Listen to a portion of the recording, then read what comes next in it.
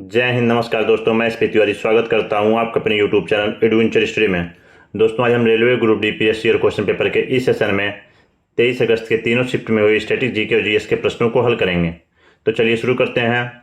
इससे पहले अगर हमारे चैनल पर नए तो चैनल को सब्सक्राइब जरूर कर लें, जिससे आपको डेली आने वाले वीडियो का अपडेट मिलता रहे। तो चलिए शुरू करते हैं। आपके सामने पहला प्रश्न दिया हुआ है, निम्नलिखित में से कौन सा अधिनियम ईस्ट इंडिया कंपनी के विभिन्न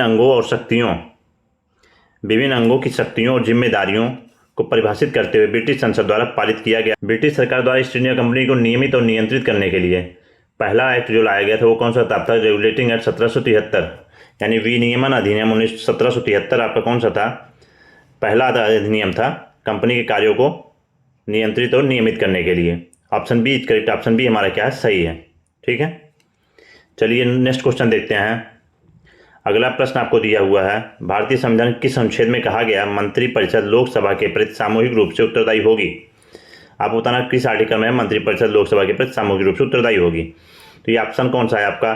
अनुच्छेद 75 का 3। अनुच्छेद 75 के 3 में कहा गया मंत्रिपरिषद लोकसभा के प्रति सामूहिक रूप से उत्तरदायी होगी। ठीक है, यानी option A is correct. Option A हमारा सही है। इसका मतलब क्या हुआ? अर्थात अगर लोकसभा किसी कारणवश मंत्रिपरिषद के खिलाफ अविश्वास प्रस्ताव लाता है और वो अविश्वास प्रस्ताव पारित हो जाएगा तो पूरे मंत्रिपरिषद को क्या इस्तीफा देना होगा। इसलिए अविश्वास प्रस्ताव हमेशा किधर लाया जाता है? लोकसभा में लाया जाता है। ठीक है, ऑप्शन ए आपका सही है, 75 के 3। अनुच्छेद 80 के 4 में क्या है? 80 के 4 में है राज्यसभा में राज्य प्रतिनिधियों का निर्वाचन। राज्यसभा में राज्य प्रतिनिधि का निर्वाचन। ये आपका 80 का 4 का निर्वाचन। ठीक, ये 80 का 4 है। 75 का 1 क्या? 75 का 1 आपका इंपॉर्टेंट। 75 के 1 में है राष्ट्रपति द्वारा प्रधानमंत्री की नियुक्ति। ठीक, प्रधानमंत्री की नियुक्ति और प्रधानमंत्री की सलाह पर राष्ट्रपति द्वारा मंत्रिपरिषद के सदस्यों की नियुक्ति। प्रधानमंत्री की सलाह पर राष्ट्रपति द्वारा मंत्रिपरिषद के अन्य सदस्यों की नियुक्ति। ये आपका 75 का 1, मंत्रिपरिषद के अन्य सदस्यों की नियुक्ति। प्रधानमंत्री की सलाह पर राष्ट्रपति द्वारा मंत्रिपरिषद के अन्य सदस्यों की नियुक्ति। ये आपका 75 का 1। ठीक है, और 75 का 2 क्या है आपका? 75 का 2 है आपका मंत्री परिषद के सदस्यों का कार्यकाल। मंत्रिपरिषद के सदस्यों का कार्यकाल। ठीक, ये कार्यकाल कब तक रहेगा? ये कार्यकाल होता है राष्ट्रपति के प्रसाद पर्यंत तक इनका कार्यकाल होता है। ठीक है, यानी अनुच्छेद 75 का 2 क्या है? मंत्रिपरिषद के कार्यकाल संबंधित है। अनुच्छेद 75 का 1 राष्ट्रपति द्वारा प्रधानमंत्री की नियुक्ति होगा और प्रधानमंत्री की सलाह पर मंत्रिपरिषद के अन्य सदस्यों की नियुक्ति राष्ट्रपति करेगा। और 80 के 4 में है राज्यसभा में राज्य प्रतिनिधि जो होंगे उनका निर्वाचन कैसे होगा? इसमें अनुच्छेद आपका 80 का 4 है। 75 के 3 आपका है मंत्रिपरिषद लोकसभा के प्रति सामूहिक रूप से उत्तरदायी होगी। चलिए नेक्स्ट क्वेश्चन देखते हैं। अगला प्रश्न आपको दिया, निम्नलिखित में से कौन सी यमुना नदी प्रणाली की सहायक नदी नहीं है? आपको बताना यमुना नदी की कौन सी सहायक नदी नहीं है। तो चिनाब दिया। चिनाब सहायक नदी किसकी है? सिंधु की। ठीक है, सिंधु की सहायक नदी कौन सी है? सिंधु की 5 सहायक नदियां कौन सी है? झेलम,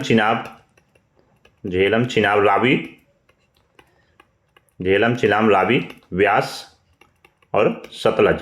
ये किसकी हैं? सिंधु की हैं। यानी चिनाब जो है वो यमुना की सहायक नदी नहीं है। यमुना की सहायक नदियाँ कौन सी हैं? हिंडन है, चंबल है, सिंध है और इसकी कौन सी है? गंडक है। ठीक, यमुना किसकी सहायक नदी है? यमुना गंगा की सहायक नदी है। यमुना निकलती कहाँ से? यमुना निकलती उत्तराखंड के यमुनोत्री ग्लेशियर से। उत्तराखंड के यमुनोत्री ग्लेशियर वहाँ से। ठीक, और ये प्रयागराज में गंगा नदी में मिल जाती है। सबसे लंबी सहायक नदी है। ठीक है, गंगा की जो सबसे लंबी सहायक नदी है ये यमुना, ये प्रयागराज में गंगा से मिलती है। यानी option A is correct. Option A हमारा क्या? सही है। चलिए नेक्स्ट क्वेश्चन देखते हैं। अगला प्रश्न आपको 20 पॉइंट प्रोग्राम भारत सरकार द्वारा किस वर्ष शुरू किया गया? 20 पॉइंट प्रोग्राम मतलब 20 सूत्री कार्यक्रम। ठीक, 20 सूत्री कार्यक्रम कब आया था आपका? 20 सूत्री कार्यक्रम आया था इंदिरा गांधी सरकार में, यानी 1975। Option D is correct. Option D हमारा क्या है? सही है, 1975। नेक्स्ट क्वेश्चन देखते हैं। अगला प्रश्न आपको दिया, निशा गांधी नृत्य उत्सव इनमें से किस भारतीय राज्य में मनाया जाता है? निशा गांधी नृत्य उत्सव क्या है? निशा गांधी एक थिएटर है केरला में, जहाँ पर उसके पर्यटन विभाग द्वारा हर वर्ष विभिन्न राज्यों के लोक नृत्य कराए जाते हैं। ठीक है, विभिन्न राज्यों के लोक नृत्यों का आयोजन किया जाता है केरला पर्यटन विभाग द्वारा। यानी यहाँ पे ये कहाँ पर है आपका? केरला में। Option A is correct. Option A हमारा क्या सही है? निशा गांधी एक थिएटर है। ठीक है, केरला का अगर हम पूछें लोक नृत्य क्या है, केरला का लोक नृत्य आपका क्या हो जाएगा? कथकली है। कथकली है वहाँ का क्लासिकल डांस। और दूसरा है मोहिनी अट्टम। मोहिनी अट्टम कहाँ का है? केरला का। ठीक, मोहिनी अट्टम ये यहाँ का डांस है। कर्नाटक का क्या है? कर्नाटक का यक्षगान है। यक्षगान आपका कर्नाटक का हो गया। उत्तर प्रदेश का कथक है। कथकली जो है वो केरला का है और कथक उत्तर प्रदेश का। तमिलनाडु का भरतनाट्यम है। भरतनाट्यम है तमिलनाडु का। ठीक है, ये आपके हो गए। चलिए नेक्स्ट क्वेश्चन देखते हैं। अगला प्रश्न आपको दिया है, राजकोषीय नीति फिजिकल पॉलिसी की नीति है। आपको बताना फिजिकल पॉलिसी किसकी नीति है। तो फिजिकल पॉलिसी कौन बनाता है? सरकार। यानी option A is correct. Physical policy जो है वो सरकार की नीति है। ऑप्शन एक सही है। ये किसके द्वारा? ये हमारा वित्त मंत्रालय भारत सरकार द्वारा नियंत्रित किया जाता है। वित्त मंत्रालय। ठीक है, वित्त मंत्रालय यानी वित्त मंत्रालय की मंत्री अभी निर्मला सीतारमण। ठीक है, वित्त मंत्रालय भारत सरकार। वित्त मंत्रालय भारत सरकार द्वारा फिजिकल नीति की पॉलिसी बनाई जाती है। चलिए नेक्स्ट क्वेश्चन देखते हैं। अगला प्रश्न आपको दिया, जून 2022 तक निम्न में से कौन सी भारत की शास्त्रीय भाषा नहीं है। आपको बताना जून 2022 तक। ठीक, कौन सी भारत की शास्त्रीय भाषा नहीं है। तो जून 2022 तक भारत की 6 शास्त्रीय भाषाएं थी। 6 शास्त्रीय भाषाएं थी। कौन कौन सी आपको याद रखना है। तो पहली आपकी सबसे पहली जो शास्त्रीय भाषा थी वो थी तमिल। ठीक है, तमिल आपकी कब शामिल की गई? 2004 में। पहली शास्त्रीय भाषा तमिल थी। दूसरी आपकी है संस्कृत। तीसरी आपकी तेलुगु है। चौथी मलयालम। पांचवी पूछी जाए, पांचवी कन्नड़ है। और छठी आपकी है उड़िया। ठीक, छठी आपकी कौन सी है? उड़िया को कब शामिल किया? 2014 में। ठीक है, ये 2022 तक 6 शास्त्रीय भाषाएं आपके पास थी। तमिल, संस्कृत, तेलुगु, मलयालम, कन्नड़ और उड़िया। लेकिन 2024 में 5 शास्त्रीय भाषाएं और ऐड कर दी गई। 2024 कब? 3 अक्टूबर 2024 को। 3 अक्टूबर 2024 को 5 शास्त्रीय भाषाएं जोड़ी गई। तो आपको कब से बताना? जून 2022 तक। जून 2022 तक कौन सी भाषा नहीं थी आपकी? बंगाली भाषा नहीं थी। यानी ऑप्शन इज करेक्ट। ऑप्शन हमारा सही होगा। 3 अक्टूबर 2004 भाषाएं जोड़ी गई। कौन कौन सी आपको याद रखना? मराठी और उसके बाद बंगाली,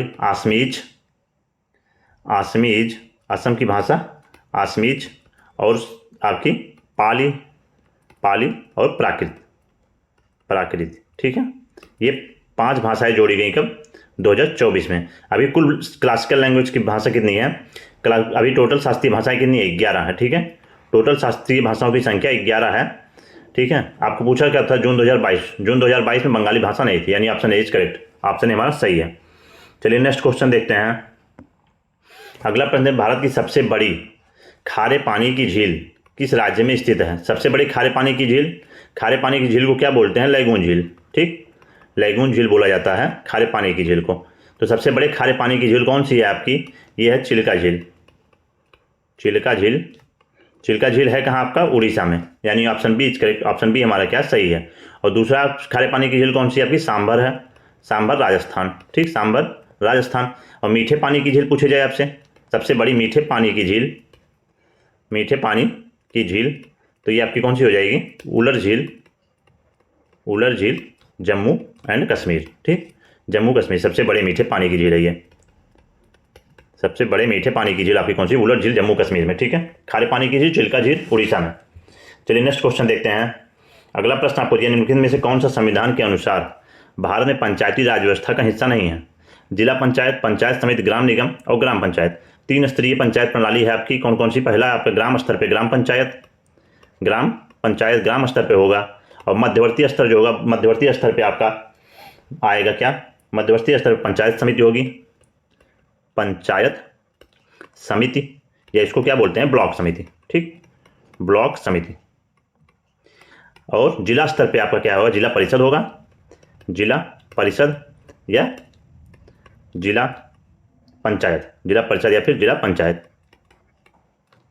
जिला पंचायत ये किस पे होगा आपका, जिला स्तर पे। तो ये 3 स्तरीय आपकी प्रणाली होगी, ग्राम पंचायत, ग्राम पंचायत समिति और जिला परिषद, यानी ग्राम निगम नहीं है। Option C is correct, option C हमारा क्या सही है। अगला प्रश्न आपको दिया हुआ है, missionaries of charity. Missionaries of charity mother Teresa द्वारा किस वर्ष स्थापित एक कैथोलिक धार्मिक धर्म संगति है। मतलब मिशनरीज ऑफ चैरिटी की स्थापना मदर टेरेसा द्वारा कब की गई थी। मिशनरीज ऑफ चैरिटी की स्थापना जो है गरीब असहाय बच्चों की मदद करने के लिए मदर टेरेसा ने स्थापित किया था। कब, 1950 में। 1950 में, यानी option C correct, option C हमारा क्या सही है। इसका स्थापना कहाँ की थी, इसकी स्थापना की थी आपकी कोलकाता में। कोलकाता में इसकी स्थापना की थी मदर टेरेसा ने। मदर टेरेसा से संबंधित आपको याद रखना है, मदर टेरेसा को नोबेल पुरस्कार मिला है कब, 1979 में मदर टेरेसा को शांति का नोबेल पुरस्कार मिला। 1979 में नोबेल पुरस्कार शांति में मिला इनको, नोबेल अवार्ड पीस में, ठीक है। और 1980 में इनको भारत रत्न मिला, 1980 में मिला भारत रत्न, ठीक है। नेक्स्ट क्वेश्चन देखते हैं। अगला प्रश्न आपको दिया हुआ है, निम्नलिखित में से क्या ओजोन परत के क्षरण का परिणाम नहीं है। आपको बताना है इनमें से क्या ओजोन परत के क्षरण के कारण नहीं होता। सुनामी ओजोन परत के क्षरण के कारण नहीं आती, यानी option A is correct, option A हमारा क्या सही है। सूर्य से पृथ्वी तक अधिक पराबैंगनी किरणें आना, जब हमारे ओजोन परत में क्षय हो जाएगा, ओजोन परत क्या करता है, सूर्य के अल्ट्रावायलेट किरणों को रोकता है।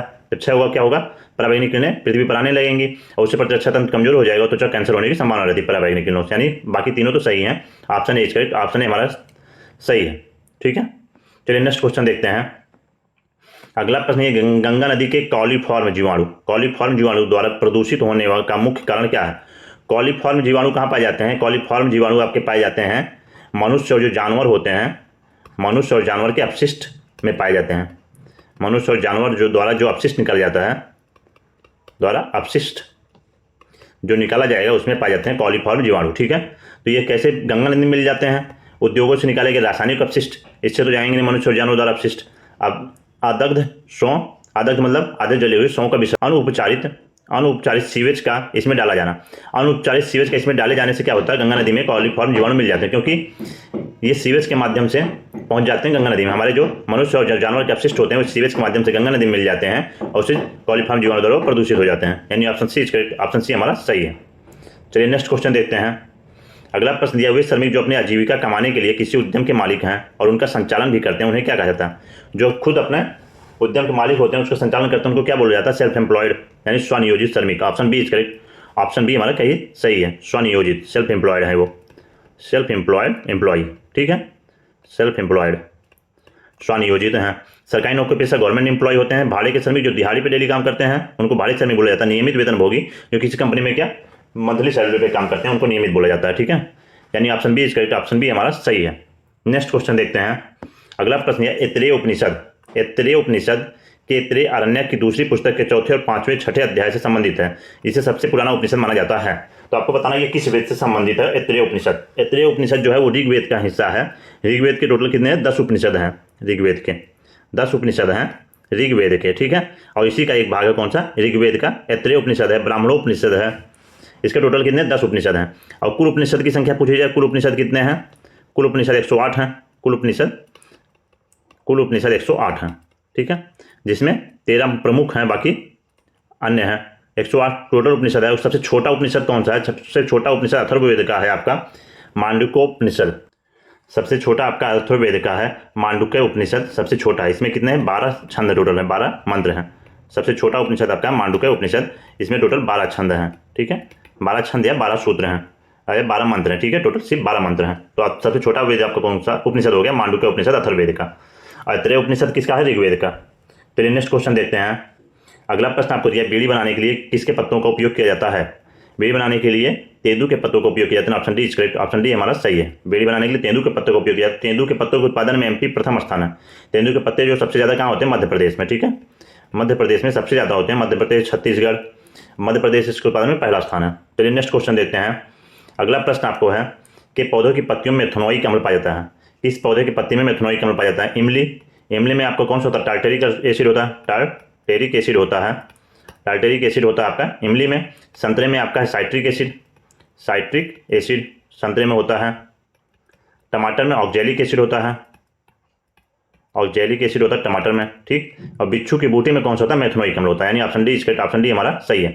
बिच्छू के डंक में भी क्या पाया जाता है? बिच्छू की बूटी, बिच्छू बूटी को क्या बोला जाता है? नेटल, नेटल प्लांट बोला जाता है। इसमें पाया जाता है क्या? मेथनोइक अम्ल, ठीक है। इसीलिए इसको छूने पर क्या डंक मारता है। इस पेड़ के जब आप छुएंगे तो इसमें आपको डंक लगेगा। और बिच्छू में भी कौन सा पाया जाता है? मेथनोइक अम्ल पाया जाता है। बिच्छू के डंक में भी मेथनोइक अम्ल होता है। चलिए नेक्स्ट क्वेश्चन देखते हैं। अगला प्रश्न आपको दिया, ईस्टर टोकरी इनमें से किस धर्म से संबंधित है? ईस्टर टोकरी का संबंध किससे है? ईस्टर जो है, ईस्टर टोकरी ईसाई धर्म से संबंधित त्यौहार है, ठीक है। यानी ऑप्शन बी इसका ऑप्शन बी हमारा सही है। नेक्स्ट क्वेश्चन देखते हैं। अगला प्रश्न आपको दिया, निम्नलिखित भारत को कितने भौगोलिक भागों में बांटा गया है? बताना भारत को कितने भौगोलिक फिजिकल रीजन में बांटा गया है? तो भारत को 6 फिजिकल रीजन में बांटा गया। 6 भौगोलिक क्षेत्र हैं भारत के, कौन कौन से? पहला है आपका उत्तरी पर्वतीय मैदान, उत्तरी पर्वतीय मैदान जो हिमालय के आसपास के क्षेत्र आते हैं, उत्तरीय पर्वतीय मैदान, ठीक है। जो हिमालय के आसपास के क्षेत्र आ जाएंगे, उत्तरीय पर्वतीय मैदान हो गया पहला। दूसरा आ गया उत्तरी मैदान, उत्तरी मैदान, उत्तर की सभी राज्य आ जाएंगे उत्तरी मैदान में। और तीसरा आपका प्रायद्वीपीय पठार, दक्षिण भारत यानी प्रायद्वीपीय पठार, प्रायद्वीपीय पठार जो है वो आपका हो गया तीसरा। और चौथा आपका क्या है? चौथा है हमारा थार मरुस्थल, थार मरुस्थल हो गया आपका चौथा, ठीक है। पांचवा क्षेत्र आपका तटीय मैदान, तटीय मैदान पांचवा हो गया। और छठवां का है आपका, छठा है आपका द्वीप, छठा द्वीप है, 2 द्वीप यानी लक्षद्वीप और अंडमान, ठीक है। 2 द्वीप हो गए, पर्वतीय, उत्तरी पर्वतीय मैदान, उत्तरी मैदान, प्रायद्वीपीय पठार, थार मरुस्थल, तटीय मैदान और द्वीप। ये आपके 6 फिजिकल रीजन में बांटा गया, यानी option D is correct, option D हमारा सही है। भारत को 6 फिजिकल रीजन में बांटा गया है, option D is correct. Next question देखते हैं। अगला प्रश्न है, भोपाल गैस त्रासदी, भोपाल गैस त्रासदी के दौरान यूनियन कार्बाइड के अध्यक्ष कौन थे? भोपाल गैस त्रासदी कहाँ हुई थी? यूनियन कार्बाइड कंपनी थी। ये कंपनी का नाम था कौन सा? कंपनी थी यूनियन कार्बाइड, और ये यूएस बेस्ड थी, यूएस की कंपनी थी। ये क्या बनाती थी? कीटनाशक दवाएं बनाती थी, ठीक है। और यहाँ पर ये हुआ तो कब था आपका? ये हुआ था 3 दिसंबर 1984 को, 3 दिसंबर 1984 को हुआ था भोपाल गैस ट्रेजेडी। इसमें गैस कौन सी निकली थी? गैस थी आपकी मिथाइल आइसोसाइनाइड, मिथाइल आइसोसाइनाइड, ठीक है, आइसोसाइनाइड ये गैस थी आपकी। और इस समय इसके अध्यक्ष कौन थे? अध्यक्ष थे आपके वारेन एंडरसन, यानी option C is correct, option C हमारा सही। वारेन एंडरसन इसके अध्यक्ष थे यूनियन कार्बाइड कंपनी के, ऑप्शन सी इज करेक्ट। चलिए नेक्स्ट क्वेश्चन देखते हैं। अगला प्रश्न आपको, पहले नगर निगम की स्थापना 1688 के पूर्व प्रेसिडेंसी टाउन में ब्रिटिश काल के दौरान की गई थी। पहला नगर निगम कौन सा बना था आपका? पहला नगर निगम हमारा बना था मद्रास, मद्रास 1688 में पहला नगर निगम बना था भारत का, यानी option C is correct, option C हमारा सही है। चलिए नेक्स्ट क्वेश्चन देखते हैं। अगला प्रश्न है, भारतीय संविधान में कितने देशों से विशेषताएं ली गई हैं? भारतीय संविधान का निर्माण करने से पहले क्या 60 देशों के, लगभग 60 देशों के संविधान का अध्ययन किया गया था और 10 देशों से इसकी विशेषताएं ली गई थी, यानी option D is correct, option D हमारा क्या सही है। 10 देशों के संविधान से इसकी विशेषताएं ली गई। जैसे अगर आपसे पूछा जाए ब्रिटिश के संविधान से आपका क्या लिखा गया, तो ब्रिटिश के संविधान से आपका लिखा गया संसदीय सरकार, संसदीय जो प्रणाली है, संसदीय प्रणाली, ठीक है, ये लिया गया ब्रिटिश के संविधान से। एकल नागरिकता भी ली गई, एकल नागरिकता, एकल नागरिकता ये लिया गया ब्रिटिश से। अमेरिका से पूछा जाए, अमेरिका या यूएस, अमेरिका से आपका लिया गया क्या? अमेरिका से मौलिक अधिकार लिया गया था। ये आपके इंपॉर्टेंट है जो वो बता रहे हैं, मौलिक अधिकार। और क्या लिया गया आपका? न्यायपालिका की स्वतंत्रता, न्यायपालिका की स्वतंत्रता लिया गया आपका अमेरिका से, ठीक है, स्वतंत्रता। और कनाडा से संघवाद लिया गया था आपका, कनाडा से संघवाद। और बात करें तो आयरलैंड से आपको क्या लिया गया? डीपीएसपी, आयरलैंड से लिया गया डीपीएसपी, राज्य के नीति निदेशक तत्व, ठीक है। और साउथ अफ्रीका से क्या लिया गया? साउथ अफ्रीका से आपका संविधान संशोधन लिया गया, साउथ अफ्रीका से आपका लिया गया संविधान संशोधन, ठीक। संविधान संशोधन कहाँ से लिया गया आपका? साउथ अफ्रीका से। संविधान संशोधन फ्रांस से पूछा जाए, फ्रांस से आपका गणतंत्र और प्रस्तावना में जो स्वतंत्रता, समानता और बंधुत्व है वो आपका कहाँ से लिया गया? फ्रांस से, ठीक है। इसी प्रकार अन्य देशों से भी लिए गए। तो आपको कितना है? टोटल देशों की संख्या 10 है, option D correct, option D हमारा सही है। नेक्स्ट क्वेश्चन देखते हैं। अगला प्रश्न आपको, भारतीय संविधान की संघीय व्यवस्था के संबंध में इनमें से कौन सी विशेषता सही है? आपको संघीय व्यवस्था कहाँ दिया है? आर्टिकल 1 में है भारत का। भारत राज्यों का संघ होगा, समूह ना होकर के क्या होगा, भारत राज्यों का संघ होगा। ठीक है, ये आर्टिकल 1 में आपको कहा गया। आपको बताना संघीय व्यवस्था के संबंध में कौन सी विशेषता सही है? संसद के निम्न सदन में सभी राज्यों का समान प्रतिनिधित्व है। निम्न सदन कौन सा होता है? संसद का उच्च सदन होता है राज्यसभा और निम्न सदन लोकसभा। राज्यों का समान प्रतिनिधित्व, राज्यों का समान प्रतिनिधित्व नहीं होता, क्या होता है? अनुपातिक प्रतिनिधित्व होता है। यानी ये ऑप्शन ए हमारा क्या है? गलत है। द्वैध शासन, संघीय व्यवस्था में द्वैध शासन का प्रबंध है, यानी ऑप्शन बी हमारा सही है। द्वैध शासन क्या होगा? केंद्र और राज्य में अलग अलग सरकारें होंगी। ठीक है, ऑप्शन बी हमारा सही है। दोहरी नागरिकता भारतीय संविधान में नहीं है। संसद के उच्च सदन में सभी राज्यों का समान प्रतिनिधित्व, सभी राज्यों का समान प्रतिनिधित्व नहीं होता, यानी ऑप्शन सी भी नहीं है। तो द्वैध शासन संघीय व्यवस्था का ही हिस्सा है। Option B is correct, option B हमारा सही है। नेक्स्ट क्वेश्चन देखते हैं। अगला प्रश्न दिया, निम्नलिखित में से कौन सी भाषा द्रविड़ भाषा परिवार की 4 सबसे बड़ी भाषाओं का हिस्सा नहीं है? द्रविड़ भाषा परिवार की 4 मुख्य भाषाएं कौन कौन सी हैं? द्रविड़ भाषा कौन सी है? जो दक्षिण भारत में भाषा बोली जाती है उनको द्रविड़ भाषा बोलते हैं। ठीक है, द्रविड़ भाषा जो दक्षिण भारत में बोली जाती है उनको द्रविड़ भाषा बोलते हैं। अब इसमें कौन सी है? मुख्य भाषा के रूप में है तेलुगु, तमिल, कन्नड़ और मलयालम। कन्नड़ और मलयालम ये 4 मुख्य भाषाएं हैं द्रविड़ भाषा की। ठीक है, मलयालम, ये 4 मुख्य भाषाएं हैं द्रविड़ भाषा परिवार की। तो इसमें संस्कृत नहीं है, option B is correct, option B हमारा क्या सही है। संस्कृत जो है द्रविड़ भाषा परिवार की हिस्सा नहीं है। चलिए नेक्स्ट क्वेश्चन देखते हैं। अगला प्रश्न, निम्नलिखित में से कौन सा वायु प्रदूषण का एक प्राकृतिक स्रोत है? वायु प्रदूषण का आपको प्राकृतिक स्रोत बताना है। ज्वालामुखी का विस्फोट, ज्वालामुखी का विस्फोट क्या नेचुरल है, यानी option A is correct, option A हमारा सही है। ज्वालामुखी का विस्फोट से जो पॉल्यूशन होता है वो प्राकृतिक स्रोत है। ऊर्जा संयंत्र कृत्रिम है। लकड़ी का जलना ये भी कृत्रिम पॉल्यूशन का स्रोत है। वाहनों से निकलने वाला धुआं ये भी कृत्रिम है। ठीक है, ये भी मनुष्य द्वारा ही किए जाते हैं, यानी option A is correct, option A हमारा सही है। नेक्स्ट क्वेश्चन देखते हैं। राष्ट्रीय युद्ध स्मारक, राष्ट्रीय युद्ध स्मारक कहाँ स्थित है? राष्ट्रीय युद्ध स्मारक कहाँ है आपका? दिल्ली में, इंडिया गेट के पास। ठीक है, इंडिया गेट के पास है दिल्ली में। और इसको क्यों बनाया गया? इसको बनाया गया जो 1947 के बाद जितने युद्ध हुए उसमें जो हमारे आर्म्ड फोर्सेस के सैनिक शहीद हुए हैं उनकी याद में बनाया गया आपका 25 फरवरी 2019 में ये युद्ध स्मारक का उद्घाटन किया गया था। राष्ट्रीय युद्ध स्मारक का उद्घाटन कब किया गया? 25 फरवरी 2019 को। ठीक है, अगर इंडिया गेट की पूछा जाए, इंडिया गेट का डिजाइन कौन किया था? इंडिया गेट का डिजाइन किया था एडविन लुटियंस 1931 में, एडविन लुटियंस 1931। ठीक है, ये कौन है? उसके डिजाइनर हैं। इंडिया गेट की डिजाइन कौन किया था? एडविन लुटियंस ने किया था 1931 में। ठीक है, 25 फरवरी 2019 राष्ट्रीय युद्ध स्मारक का उद्घाटन किया गया था। चलिए नेक्स्ट क्वेश्चन देखते हैं। अगला प्रश्न है, निम्नलिखित में से कौन सी नदी हिमालय की सबसे पूर्वी सीमा को चिन्हित करती है? हिमालय की सबसे पूर्वी सीमा पर कौन सी नदी है? सबसे पश्चिमी पे आपकी सिंधु और सबसे पूर्वी अगर पूछी जाए सबसे पूर्वी आपकी ब्रह्मपुत्र, यानी option D is correct, option D हमारा सही है। अब ब्रह्मपुत्र जो है अरुणाचल प्रदेश से भारत में प्रवेश करती है, अरुणाचल प्रदेश से, तिब्बत से निकलती है, अरुणाचल प्रदेश से भारत में प्रवेश करती है। तिब्बत में इसको क्या बोलते हैं? सांको नदी बोलते हैं। तिब्बत में सांको, अरुणाचल में इसको बोलते हैं दिहांग नदी, दिहांग नदी बोलते हैं इसको अरुणाचल प्रदेश में। ठीक है, ब्रह्मपुत्र नदी को दिहांग नदी बोलते हैं।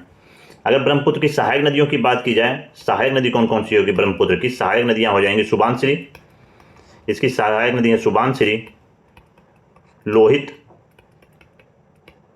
धनश्री है। ठीक है, सहायक नदियों में आपकी कौन कौन सी है? सुबानश्री, लोहित, धनश्री, मानस, ये क्या है? ब्रह्मपुत्र की सहायक नदियां हैं। ठीक है, चलिए नेक्स्ट क्वेश्चन देखते हैं। अगला प्रश्न, निम्नलिखित में से कौन सा वायरस का उदाहरण है? आप बताना वायरस का उदाहरण कौन सा है? तो एचआईवी वायरस का उदाहरण। एचआईवी का फुल फॉर्म क्या है? Human immuno virus. ठीक है, एड्स क्या है? एड्स ह्यूमन इम्यूनो वायरस का क्या फाइनल स्टेज होता है? ह्यूमन इम्यूनो वायरस से यहाँ पे क्या होता है? एड्स होता है, acquired immuno deficiency syndrome. Anthrax bacteria से होता है, एंथ्रेक्स बैक्टीरिया से होने वाला रोग है। और फिल पाँव पैरासाइट्स होता है, पैरासाइट्स से होने वाला रोग है फिल पाँव। ठीक है, एलिफेंटिसिस जो पैरासाइट्स होता है, परजीवी से होता है, यानी option A is correct, option A हमारा क्या सही है। चलिए नेक्स्ट क्वेश्चन देखते हैं। अगला प्रश्न आपको दिया हुआ है, निम्नलिखित में से कौन सी नदी ब्रह्मपुत्र नदी की सहायक नदी नहीं है? ब्रह्मपुत्र नदी की सहायक नदी नहीं है, आपको बताना है ब्रह्मपुत्र की कौन सी सहायक नदी नहीं है। सुबानश्री है, लोहित है, मानस भी है, यानी गंडक किसकी सहायक नदी है? गंडक यमुना की सहायक नदी, आपको बताए थे हम। गंडक किसकी सहायक नदी है? गंडक यमुना की सहायक नदी है। Option C is correct, option C हमारा क्या सही है। सुबानश्री, लोहित, मानस और इसकी एक कौन सी है? धनश्री भी क्या है? ब्रह्मपुत्र की सहायक नदी है। नेक्स्ट क्वेश्चन देखते हैं। अगला प्रश्न आपको दिया है, 1989 में स्थानीय सरकारी निकायों के लिए संवैधानिक मान्यता की सिफारिश कौन सी कमेटी ने की? सरकारी आयोग क्या है? केंद्र राज्य संबंध के लिए बनाया गया था सरकारी आयोग, केंद्र राज्य संबंध, ठीक है, केंद्र राज्य संबंध के लिए आपका बनाया गया था सरकारी आयोग। राजचलया समिति अगर पूछी जाए, राजचलया समिति क्या थी? कर प्रणाली में सुधार के लिए थी। भारत सरकार द्वारा इसको गठन किया गया था कर प्रणाली में सुधार के लिए। और पीके थुंगन समिति थी क्या? स्थानीय सरकारी निकायों जो हैं, स्थानीय सरकारी निकायों की संवैधानिक मान्यता के लिए आपको बनाया था। कौन सा? पीके थुंगन समिति, यानी ऑप्शन सी हमारा सही है। 1989 में इसका गठन किया गया था। खुसरो समिति की स्थापना आरबीआई ने किया था, आरबीआई द्वारा किया गया था कृषि ऋण की समीक्षा के लिए, ठीक है, कृषि ऋण की समीक्षा के लिए। आपका सरकारी आयोग इंपॉर्टेंट, सरकारी आयोग पूछता है, सरकारी आयोग किसके लिए? केंद्र राज्य संबंध के लिए, ठीक है। राजचलया समिति जो है कर प्रणाली में सुधार के लिए। पीके थुंगन समिति है स्थानीय सरकारी निकायों की संवैधानिक मान्यता के लिए। इसी के आधार पर कौन सा आपका संशोधन किया गया था? आपका 73वां संविधान संशोधन किया गया था 1992। पीके थुंगन समिति, और इसके लिए कौन सी बनी थी? एलएम सिंघवी समिति पहले बनी थी 1986 में, इसके बाद बनाई गई पीके थुंगन समिति, जिसने रिकमेंडेशन किया, अनुशंसा की कि स्थानीय सरकारी निकाय जो है उनको संवैधानिक मान्यता मिलना चाहिए। इसलिए आपका संविधान संशोधन हुआ 73 1992 में, और भाग 9 जोड़ा गया। भाग 9 में आपको ग्राम पंचायत को मिला स्थान, ग्राम पंचायत को संवैधानिक दर्जा मिला। भाग 9 के ए में नगर पालिका को संवैधानिक दर्जा मिला, ठीक है। चलिए नेक्स्ट क्वेश्चन देखते हैं। अगला प्रश्न आपको दिया हुआ है, स्वतंत्रता सेनानी देशबंधु चित्तरंजन दास का पेशा क्या था? चित्तरंजन दास जो थे वो पेशे से क्या थे? वकील थे, यानी ऑप्शन सी हमारा सही है। चित्तरंजन दास ने किसका स्थापना की थी? स्वराज पार्टी की स्थापना की थी।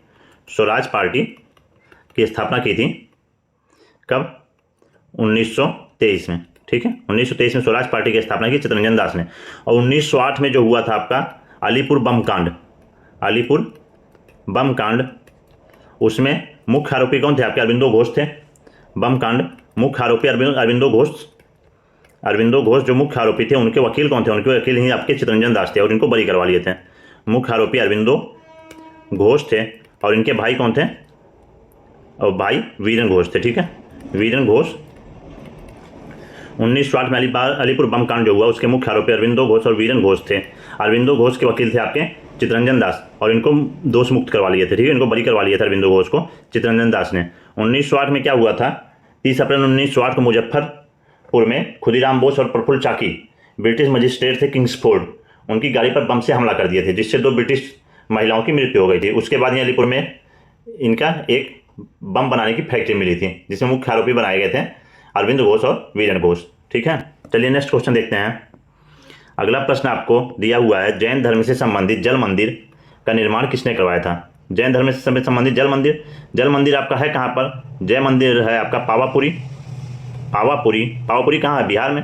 पावापुरी नालंदा जिले में है, बिहार में, नालंदा बिहार, ठीक है, नालंदा बिहार में पावापुरी में क्या? महावीर स्वामी का निर्वाण स्थल है, ये निर्वाण स्थल महावीर स्वामी का, ठीक। और यहीं पे एक तालाब है, उस तालाब के बीच में जल मंदिर का निर्माण करवाए हैं। इस जल मंदिर का निर्माण कौन किया? राजा नंदीवर्धन कौन थे? महावीर स्वामी के बड़े भाई थे, महावीर स्वामी के बड़े भाई थे ये राजा नंदीवर्धन, ठीक है, बड़े भाई थे महावीर स्वामी के, ठीक है। अब महावीर स्वामी के बचपन का नाम पूछा जाए, महावीर स्वामी के बचपन का नाम क्या था? बचपन का नाम था इनका, बचपन का नाम था वर्धमान, राजकुमार वर्धमान था बचपन का नाम, ठीक है, वर्धमान इनका बचपन का नाम था। और इनके पिता सिद्धार्थ, माता त्रिशला थी, यानी option C correct, option C हमारा सही है, राजा नंदीवर्धन। चलिए नेक्स्ट क्वेश्चन देखते हैं। अगला प्रश्न आपको, भारतीय संविधान के अनुच्छेद 80 के अनुसार भारत में राज्यसभा में सदस्यों की अधिकतम संख्या कितनी होगी? अनुच्छेद 80 के अनुसार भारत में राज्यसभा में सदस्यों की अधिकतम संख्या कितनी होगी? 250, ठीक है, अधिकतम सदस्य कितने होंगे? 250, यानी option B is correct, option B हमारा सही है। इसमें से 238 जो होंगे, 238 राज्य और केंद्र शासित प्रदेश से होंगे, राज्य और केंद्र शासित प्रदेश से आपके होंगे, केंद्र शासित प्रदेश से 238 होंगे, ठीक है। और 12 जो होंगे राष्ट्रपति द्वारा मनोनीत किए जाएंगे, प्लस 12 राष्ट्रपति द्वारा मनोनीत होंगे, राष्ट्रपति द्वारा मनोनीत, ठीक। और ये उनका मनोनयन किस आधार पर किया जाए? ये कौन से व्यक्ति मनोनीत होंगे? जो समाज सेवा क्षेत्र से हों, समाज सेवा, कला, विज्ञान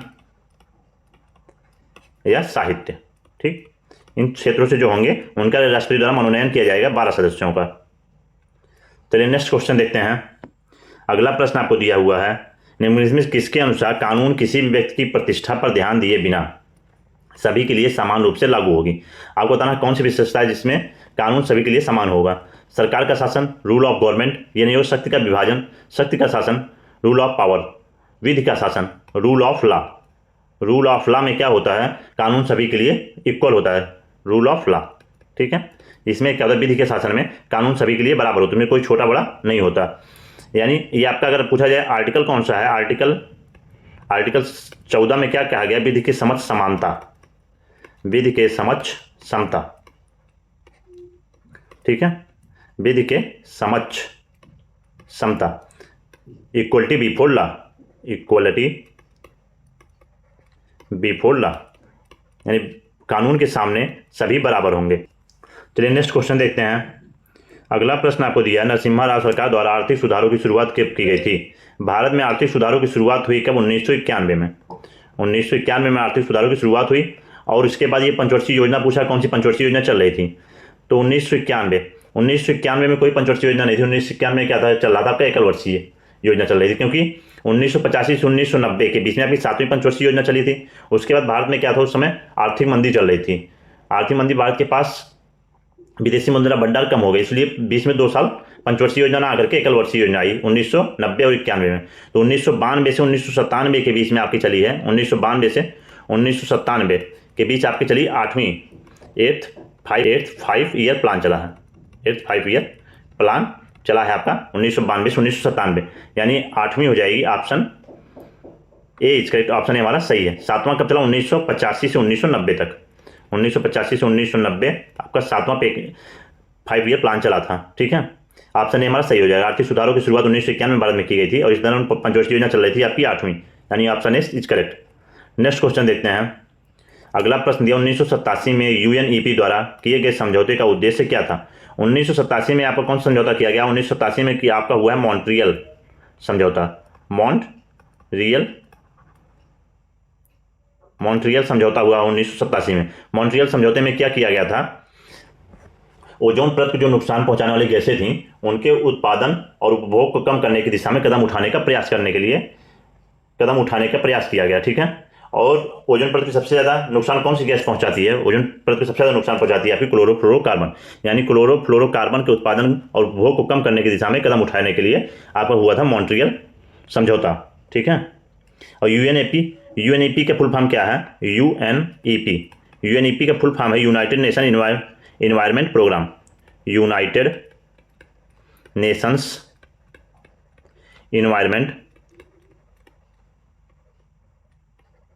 इन्वायरमेंट प्रोग्राम, ठीक, ये है यूएनईपी का फुल फॉर्म। यूएनईपी की स्थापना हुई थी 1972 में। 1972 में अगर इसका हेडक्वार्टर पूछा जाए यूएनईपी का हेडक्वार्टर है नैरोबी, केन्या की राजधानी नैरोबी में, ठीक है, यूएनईपी का हेडक्वार्टर है। तो इसके 1987 में क्या हुआ था, मॉन्ट्रियल समझौता हुआ था, जिसके तहत जो ओजोन परत को नुकसान पहुंचाने वाली गैसें उनके उत्पादन और उपभोग को कम करने की दिशा में कदम उठाना था। तो इसमें क्या हो जाएगा, क्लोरोफ्लोरोकार्बन के उत्पादन को 1986 के स्तर को स्थिर करना, यानी option D is correct, option D हमारा सही है। ये समझौता हुआ क्यों था, क्योंकि 1985 में अंटार्कटिका के ऊपर ओजोन परत में छेद देखा गया था। अंटार्कटिका के ऊपर ओजोन परत में छेद देखा गया था। उसी के बाद 1987 में इसके लिए समझौता हुआ, ठीक है। चलिए नेक्स्ट क्वेश्चन देखते हैं। अगला प्रश्न आपको निम्नलिखित में से कौन सा फसल उत्सव मुख्यतः दक्षिण भारत में मनाया जाता है। आपको दक्षिण भारत में मनाया जाने वाला मुख्य रूप से फसल उत्सव कौन सा है, ओणम आपका क्या है, ओणम आपका मनाया जाता है केरला में फसल उत्पादन के समय केरला में मनाया जाता है ओणम, यानी option A correct, option A हमारा सही है। माघी फेस्टिवल आपका मनाया जाता है पंजाब में फसल उत्पादन के समय, पंजाब में माघी मनाया जाता है। उत्तरायण आपका मनाया जाता है गुजरात में, ठीक है, गुजरात में फसल उत्पादन के समय मनाया जाता है उत्तरायण, और इसको बोलते हैं क्या है, काइट फेस्टिवल भी बोलते हैं, क्योंकि इसमें पतंग उड़ाई जाती है बहुत ज़्यादा, काइट फेस्टिवल, ठीक है, काइट फेस्टिवल बोलते हैं उत्तरायण को। बिहू आपका मनाया जाता है कहाँ, असम में, यानी option A correct, option A हमारा क्या सही है, ओणम। चलिए नेक्स्ट क्वेश्चन देखते हैं। अगला प्रश्न दिया है, उड़ीसा के कोरापुट, रायगढ़, कालाहांडी, बालिंगिर जिले किस खनिज के खनन के लिए प्रसिद्ध है। आपको बताना उड़ीसा के कोरापुट, रायगढ़, कालाहांडी, बालिंगर जिले किस खनिज खनन के लिए प्रसिद्ध हैं। तो ये आपका क्या हो जाएगा, उड़ीसा जो है बॉक्साइट के उत्पादन में प्रथम स्थान रखता है, और ये जो जिले हैं वो बॉक्साइट के उत्पादन के लिए प्रसिद्ध, यानी option D is correct, option D हमारा सही है। इस प्रकार आज हम 23 अगस्त के स्टैटिक जीके और जीएस के प्रश्नों को हल किए। अगर आपको इस वीडियो का पीडीएफ चाहिए तो आप हमारे टेलीग्राम चैनल पर जाकर के इस वीडियो का पीडीएफ प्राप्त कर सकते हैं। डिस्क्रिप्शन बॉक्स में टेलीग्राम चैनल का लिंक दिया हुआ है। कल मिलते हैं आपको एक नई वीडियो के साथ, तब तक के लिए धन्यवाद।